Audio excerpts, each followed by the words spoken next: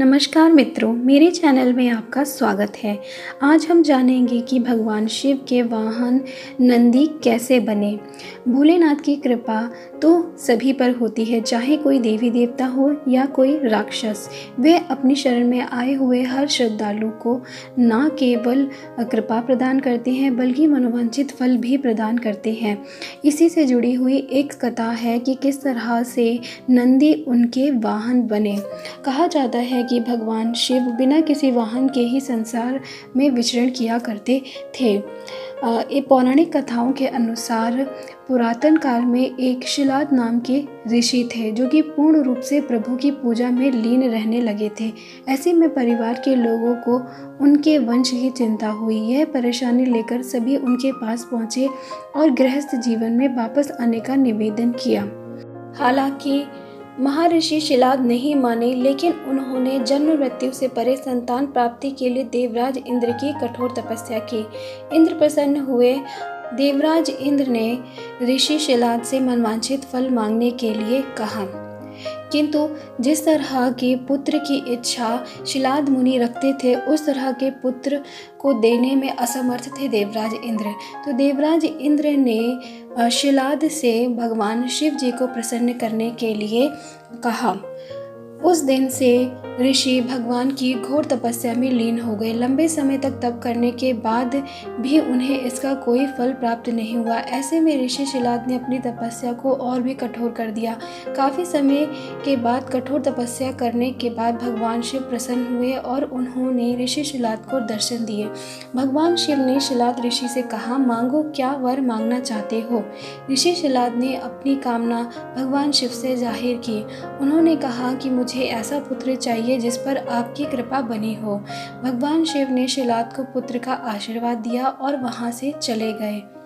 अगले ही दिन जब ऋषि शिलाद पास के खेतों से गुजर रहे थे तो उन्हें वहां एक नवजात बच्चा मिला। बच्चे का मुख बेहद ही मनमोहक और लुभावना था।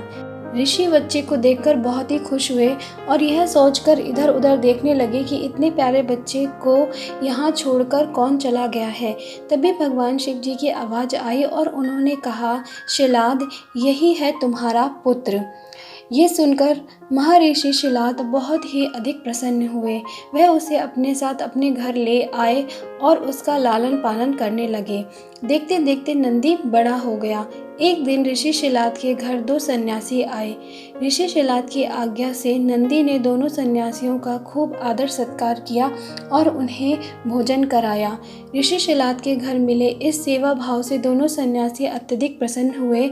उन्होंने ऋषि शिलाद को दीर्घ आयु का आशीर्वाद दिया, लेकिन नंदी, जिसने उनकी इतनी मन से सेवा की थी, उसके लिए एक शब्द भी नहीं कहा। सन्यासियों द्वारा ऐसा किए जाने पर ऋषि शिलाद को आश्चर्य हुआ। अपनी जिज्ञासा को शांत करने के लिए शिलाद ने सन्यासियों से ऐसा करने के पीछे की वजह पूछी। तब सन्यासियों ने बताया कि आपके इस पुत्र की आयु बहुत कम है, इसलिए हमने इसे कोई आशीर्वाद नहीं दिया। नंदी ने सन्यासियों की यह बात सुन ली। नंदी ने अपने पिता से कहा, आपने मुझे स्वयं भगवान शिव के आशीर्वाद से पाया है, तो मेरे इस जीवन की रक्षा भी भगवान शिव ही करेंगे। आप इस बात की बिल्कुल भी चिंता ना करो। इतना कहते हुए नंदी भगवान शिव की आराधना में लग गए। अपने पिता की तरह ही नंदी ने भगवान शिव को प्रसन्न करने के लिए कठोर तप किया। फलस्वरूप भगवान शिव प्रसन्न हुए और नंदी को बैल का मुख देकर अपना सबसे प्रिय वाहक बना लिया। इस प्रकार नंदी भगवान शिव के सबसे प्रिय वाहन बने और समाज में उन्हें पूजनीय स्थान भी मिला। इसी के साथ साथ भगवान शिव ने नंदी को एक बहुत बड़ा वरदान भी दिया। भोले बाबा ने नंदी को यह आशीर्वाद दिया कि उनकी पूजा से पहले नंदी की पूजा की जाएगी। यही वजह है कि हर शिवालय में नंदी बाबा की मूर्ति ज़रूर होती है। यही नहीं, ये भी मान्यता है कि यदि आपको भोलेनाथ से कुछ मांगना है और अपने नंदी बाबा के कानों में सच्ची श्रद्धा, पवित्रता और अटूट निष्ठा से अपनी बात को कह दिया, तो वह बात भोलेनाथ तक ज़रूर पहुंच जाती है और आपकी मुराद पूरी होती है। तो ये थी कथा कि किस प्रकार नंदी जी का जन्म हुआ और किस तरह से वे भगवान शिव के वाहन बने। आशा करती हूँ आपको ये कहानी पसंद आई होगी और कुछ नई जानकारी प्राप्त हुई होगी। इसी तरह की नई नई कहानियाँ सुनने के लिए मेरे चैनल से जुड़े रहिए। आज के लिए इतना ही। नमस्कार।